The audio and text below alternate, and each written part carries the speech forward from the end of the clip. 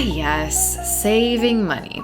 We all know we should do it, but many people struggle with actually making it happen. Thankfully, I found that there are some ways to actually make this process a little bit easier. So I put together 10 tricks or hacks or tips or whatever you want to call it to help you save a lot more money a lot more quickly.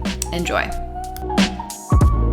Don't put too much trust in yourself to save the amount of money you want to save. The reality of the situation is that we don't always do what we say we're going to do. So instead, automate your finances. I've talked about this before in my previous videos, taking a certain percentage of either your paycheck or on a per month basis and actually doing an auto transfer to a high yield savings account, because the typical savings accounts, I mean, you're not gonna be making very much in interest. It's like 0.01%, which is like nothing. It's not even enough to keep up with inflation. Set that and forget it. Don't even try to tweak it unless you wanna make it more, that's fine. But try not to look at it too much, because the whole idea here is for you to have it in a completely separate bank for the savings. You don't check it very often, so it's happening on autopilot. And because of it, you're organizing your life and structuring your life to work with what you have left. Set actual savings goals. It kind of makes it difficult for you to feel like you're moving forward when there's no end in sight. I need to know I either reached the goal or I didn't, or I'm 50% of the way to the goal or whatever. And if I don't know where I'm going, I'm not gonna feel motivated to get there. Why are you saving money? What are you saving towards? Is it an emergency fund? How much should you have in that emergency fund? And maybe it's not gonna be a gigantic amount where it feels a little bit discouraging. So for example, a down payment for a house, if you're starting from zero and you're planning on spending $50,000 on a down payment, going from 0 to 50,000, it's a big amount, right? So maybe instead pick a different goal. Maybe 10,000 is gonna feel a little bit more reachable for you, and therefore you can check off those milestones and you can feel like you're actually moving forward. And with this said, I would love to hear, what is your savings goal right now? What are you wanting to save up for?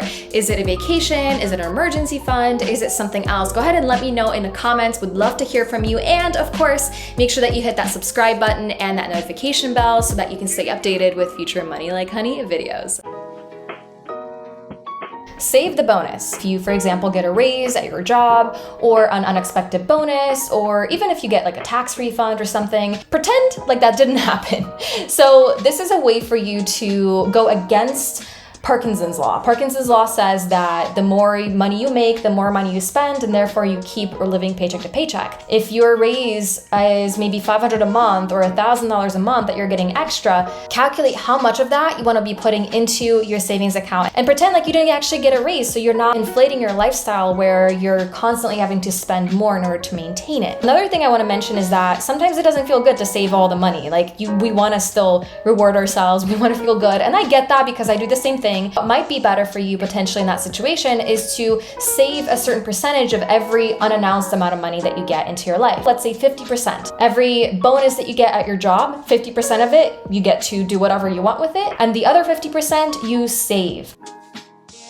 Round up on your purchases. Now, a thing that you can do is to save the balance for every transaction that you make, round up what you paid and invest it into, whatever. You can also do something a little bit more extreme, if you will, if you have more aggressive goals, and that is to round up to the biggest actual full number. For example, if I'm buying something for $11, the roundup might be 15 or 20. Maybe try limiting your time on social media. I don't know about you, but I have purchased my fair share of items kind of spontaneously on social media. Have you done that? Go ahead and hit that like button if you have, because I know I can't be possibly alone here. And anytime you see a social media ad for a product that you weren't planning on buying, ooh, this is really interesting. I never thought about buying a cat tree made out of fluff, but I know Loki would like that. Should I get it? Is this something you've been looking for already, or did it just come inside of your life and was basically using the power of persuasion to be like, buy me, yes, you want me, you want this. Instead, save that money, pretend like you bought it, $20 thing, cool. Do I need it? No. $20, let me put that into my savings account instead.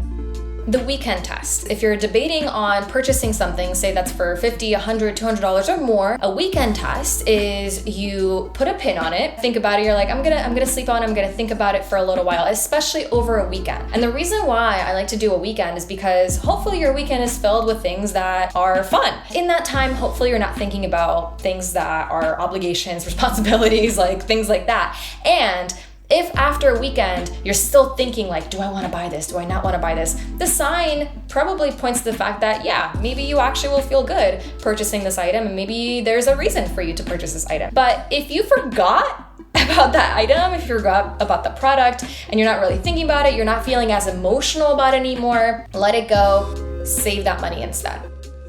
Take the stranger test. Anytime that you are going through the mall or whatever, and maybe you're kind of browsing and you see something that you want to buy, let's say that it's a pair of jeans, and the pair of jeans is, let's say, $75, right? And you're like, ooh, I kind of want these jeans, they look cool, I've been looking for jeans like that. So in front of you appears a stranger. One hand is holding a pair of jeans, the jeans exactly ones that you are considering purchasing, valued at $75. In the other hand, they are holding $75 in cash. Which do you want? If you really want the jeans, you think it's worth it, you would rather say no to the money, you get the jeans. If you're like, oh yeah, I totally would rather have the money, okay, you take that money, you put that into savings, and there's that money because you were about to spend it on something that you didn't really care about that much in the first place.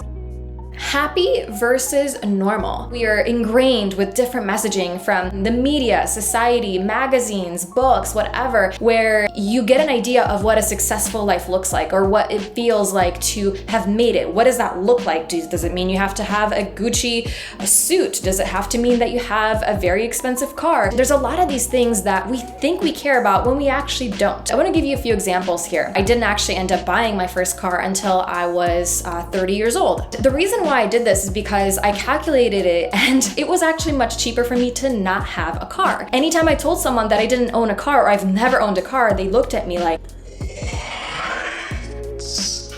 it was mind-boggling for people, when for me it was just normal. It was a smart financial decision and it didn't feel weird. I didn't care about having a car. I cared about having a nice place that I lived in because I worked from home. I had nowhere to go. I didn't commute anywhere, so it didn't make sense for me to have a car.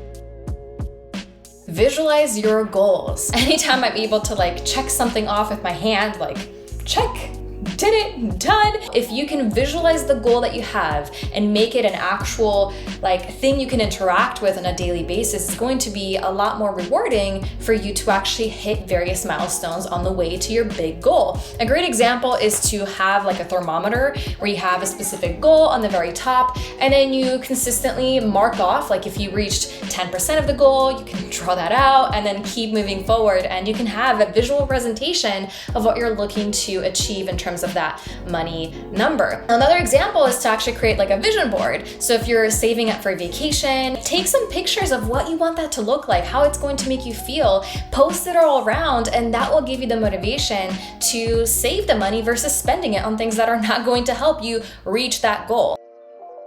Get clear on what you're trying to achieve with the purchase you're making. So anytime you're tempted to buy something, I challenge you to ask yourself and dig deep to find out, why do you actually want to buy that thing? What is the main thing you're trying to achieve with that purchase? Are you trying to feel a certain way? You might actually notice, if you dig deep enough, that there's a certain feeling that you're actually chasing that you think that purchase is going to give you. Maybe it's a feeling of safety.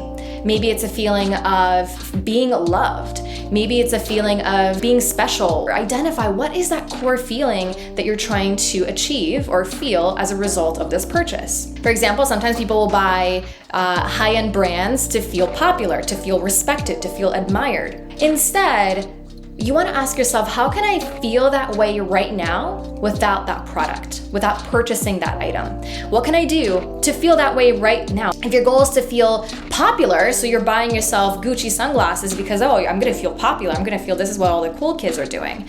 Can you maybe actually make an effort to deepen your friendships that you have, or to put yourself in a situation to make new friends if you're feeling lonely? Now, I really hope this video was helpful. Thank you so much for watching, and I'm so excited to support you and see you in the comment section of the future videos. If you've seen it, let me know below. So happy that you're here, and I can't wait to see you in the next one.